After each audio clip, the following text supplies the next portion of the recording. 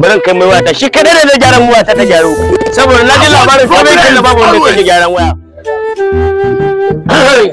Salamu alaikum. Amu alaikum salam. Yalla bai barka ne. Barkan ka da Ya gari ya jama'a. Gashi muna Ya fara kuwa.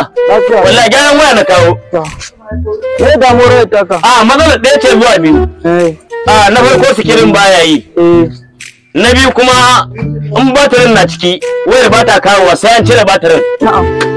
Na hudu kuma an layi a ciki ba ta kira sai an cire layi.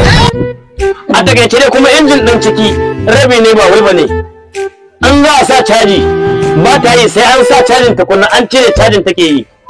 Amma kuma da layi a ciki ba ta kira sai na cire layin tukunna amma na kirawo sai in ji ba na jin muryar mutum da na kirawo sai in dinga jin kukan ruwa. To shi ne nake so a gaya min matsalar ta ko kuma nawa za ta ci a gyara mai ta waya ta gyaru. Wannan teku ne ko na sama ne? Wannan ai irin dan uwanka ma ya kawo min shekaran jiya na gyara mai matsalar nan. Oke to yanzu nawa za ta ci wannan gyara wannan? Wannan za ta ci 60,000.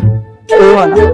Kamar ya naira 60,000? Za a gyara ma screen, za a gyara ma batir, za a gyara ma wajen sim. To Allah bai gyaran da wuce 5,000 ba kuma naira 60,000. Wai ma kuma ta gaba da nawa sai ta. Ka faɗa matsaloli sun kai 15. Neman alar da kasar ɗin kuɗin gyaran ma hakan nan ɗan uwanka ya taɓa kawo. To wayar naira 7,000 wannan sai ta. Kuma gyara kuma kana mu san naira 60,000. Yanzu ne ba ka sai ta sai da ma. Duga wani wasu kaka zage ni na dai gaya ma kaka zage ni an zage ka kawo min gyara ma ka tile kai a ce ma naira 60,000 ya za ka kama gyaran waya sai waya naira 7,000 kuma in kama gyaran waya ka ce min naira 60,000 bari farawo ne kai bari ka tare na kar barayi ma su sace in bi kan uwarka da kamar ka dai uwarka